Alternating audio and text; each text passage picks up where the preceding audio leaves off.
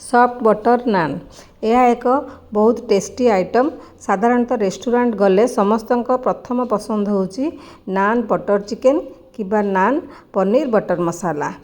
Restaurant रे नान को से माने ईस्ट आउ तंदूर रे प्रस्तुत करथांती।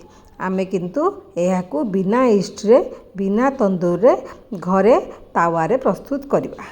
चलंतु प्रस्तुत करिबा बटर नान। नान करिबा पई आमे 2 कप मैदा को चलेकी नबा। एथिरे बेकिंग सोडा आधा चमच, बेकिंग पाउडर 1 चमच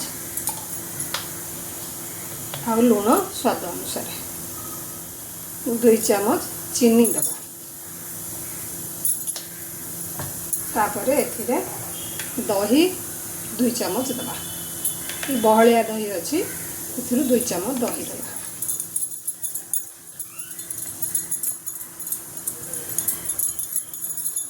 तापरे उषुम क्षीर दे दे ताको चकटिबा।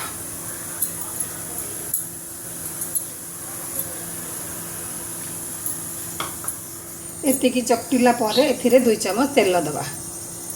तेल जगह आपण बटर मध्य दे पारे। ताको भल किना चकटिबा। किंतु चकटाटा टिके नरम चकटा हबो। एतिकी नरम चकटा हैला परे एथिरे आमे तेल लगेकी आकु 3-4 घंटा जाए रखि दबा। रुटी गुळाठू टिके बड़ गुळा नबा ताको भीतर आड़ को फोल्ड करिबा। एमती कले नान टिके सॉफ्ट होइताए। तापरे आमे आकु बेलिबा। आपण जो शेप चाहिए बेली पारिबे, गोल करि पारिबे, लंबा करि पारिबे। अल्प बेलिला परे सेथिरे अल्प टिके टिके कला जीरा छिंची दबा। तापरे ता ऊपरे धनिया पत्र अल्प देई अल्प टिके अट्टा छिंचिकी ताको आमे बेलिबा। ताको उल्टेई देकी ता ऊपरे अल्प एबे पानी लगेबा। पानी टिके भल किना लगेबे नले तावारु खसी जीवो। पानी लगेई देकी वर्तमान आमे आकु गरम तावारे जाळ हाई रे रखिबे। देखिबे 30 सेकंड परे से टिके फुली जीवो। तापरे तावा को उल्टेकी चूल्हा ऊपरे ताको धीरे धीरे देखैबा। आ द्वारा कौन हबो से पटटा मध्य लाली पड़ी जीवो।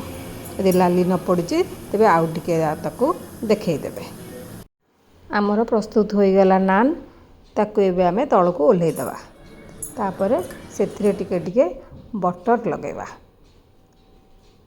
ऊपर पटे खाली बटर लगेबे।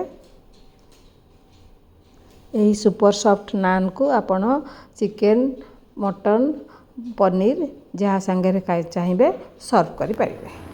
आमे आज याको चिकेन बटर मसला सहित सर्व करिचु। यही रेसिपीटी आपन को भल लागियो बोली आशा। यदि भल लागिला तेबे लाइक शेयर करिवे। चैनल ले नुआ थिले सब्सक्राइब करिवे। फेसबुक पेज रे थिले फॉलो करिवे। धन्यवाद।